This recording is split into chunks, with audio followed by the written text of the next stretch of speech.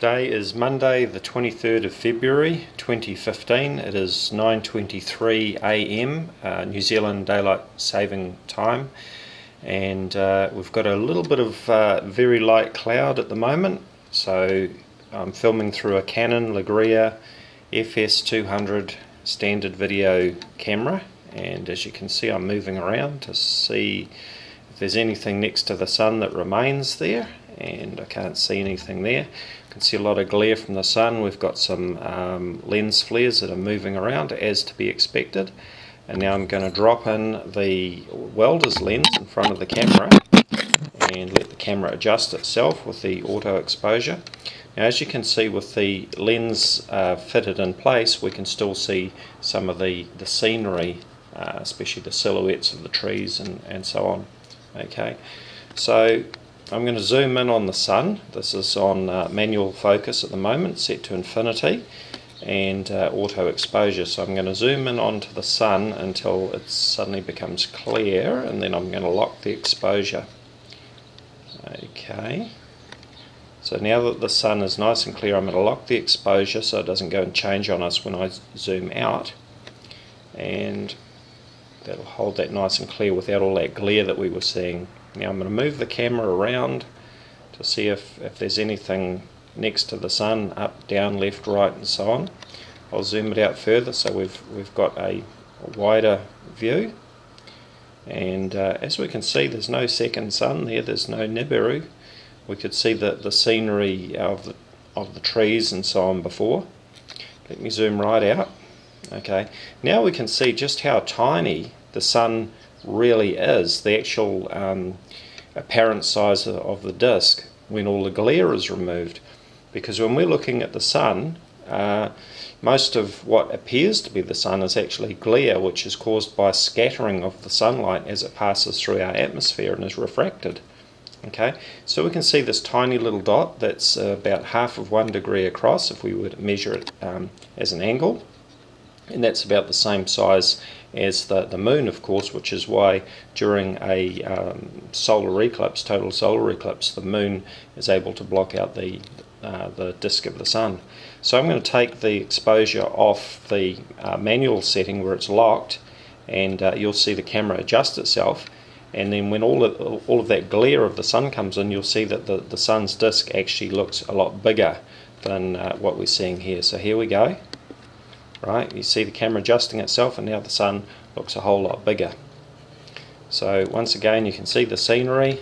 Moving the camera around, there's no sign of any second sun or any other object. Now with the finger test, you need to hold your finger well out in front of the camera and not between the camera and the lens. Now in this case the lens is mounted hard up against the end of the camera. It's nice and flush. So there's no gap between the welder's lens and the camera. But if I were to do the finger test, I would hold my finger right out in front of the camera and put it over the disk of the sun, which is right in the center there. And remember that most of what we're seeing around the outside, well, all of what we're seeing around the outside is actually glare. It's not the sun. So the actual the disk is obscured behind my finger.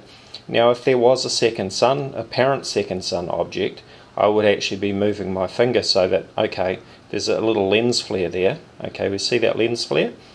Now if the object seemed to stay in the same place relative to the sun when I moved the camera around and appeared to be a second sun, what I would want to do there is to actually put my finger where the lens flare is and see if it's superimposed over my finger, as in fact we see right there. Okay, we can see those little spots are superimposed over my finger, which proves that those spots that we're seeing here are actually lens flares. Okay, so there's two parts to the finger test.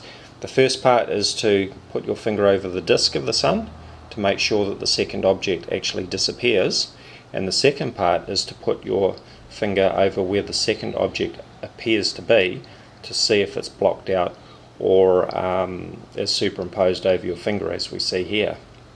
Okay, now I'm thinking that in Tim's video he is actually putting his finger between the the lens that he's using, which is some smoked plastic, and the camera. In fact, you have to do it where your finger is out in front of whatever lens you're using, out in front of the camera, between the sun and the lens or the camera or whatever you're using. Okay, so there we have it. You know, we're all looking at the same sun no matter where we are in the world. There's only one sun. It's 150 million kilometers away, or about 93 million miles. So it doesn't matter where in the world you are, we're all looking at the same sun, and if there was something next to the sun, like a second sun or whatever, we should all be able to see it if it's there. And you know, here we are on the 23rd of February 2015. It's about almost 9:30 in the morning, and I'm not seeing it. You know, I can film a little bit later on when this light cloud has burned off. I should have clear blue sky later on, and I'd be happy to check that. So there we have it.